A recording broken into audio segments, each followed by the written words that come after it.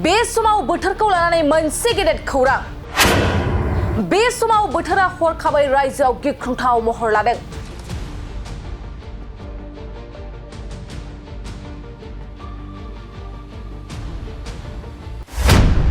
बोथोर बिगियान मिरुआ रायजोआव जुनसिम अखा हाबाय थागोन होनना बे समाव फोसावदों। नंगौ, बोथोर बिगियान मिरुआ बे समाव येलो एलार्ट आरो अरेन्ज एलार्ट फोसावदों। जायखिजाया समावनो बोथोरा गिख्रंथाव महर लानो हागौ। रायजोआव हरखाबै बोथोरा गिख्रंथाव महर लानो हमदों। 18 जुनसिम अखा हाबाय थागोन होनना बे समाव बोथोर बिगियाना फोसावदों। आसामजों लोगोसे गुबुन सा सानजा रायजोआवबो गोबां अखा हानो हागौ होनना बे समाव बोथोर बिगियान मिरुआ फोसावदों। आरो बे गिख्रंथाव दैबानाया सिगां समावबो सिक्किमाव गोबां खहा खालामबोखांबाय।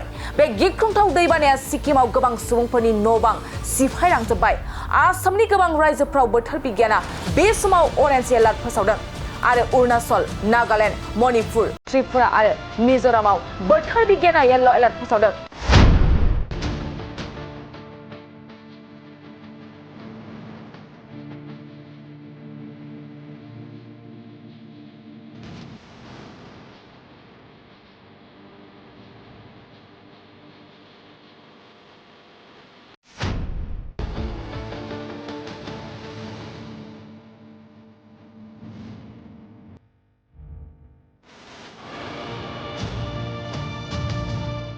गोजोनथाव खौरां नोंथांमोननि थाखाय लानानै फैदों एमआरएम मेमोरियेल हस्पिटालाव गोबां बेमार फाहामथाय होनायनि खाबु।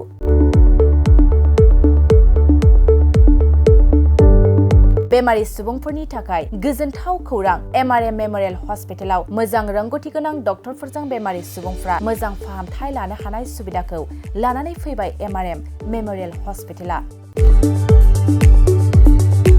क'क्राझार सहरनि पुलिस पइन्ट आरो अमश्री हटेलनि साखाथियाव थानाय बयजोंबो मिथिसार जानाय एमआरएम मेमोरियेल हस्पिटाला गोबां फेसिलिटिस खाबुफोर फोसावदों। एमआरएम मेमोरियेल हस्पिटालनि फेसिलिटिफ्रानो जाबाय critical care, medicine, emergency medicine, paediatrician, pathologist, general medicine, diabetologist, OBS and gyno, cardiology, general surgeon, neurosurgery, advance laparoscopic ENT surgery department, ophthalmologist, surgical, gastroenterologist, neuropsychiatry, onco surgery department, dermatologist, orthopaedics, residential medical officer, inter facility unit, physiotherapy, radiologist, histopathological department, urologist, emergency department, CT scan, X ray, pathology department, vaccinator department आरो MRM Memorial हस्पिटालाव 24 घन्टा जेब्लाबो खुलाय थागोन। लांलाय लाबोलायनि एम्बुलेन्सनि सुबिदायाबो 24 घन्टा थागोन। गोबां मिथिनो थाखाय नैबे 9854 081 948 936 550 2048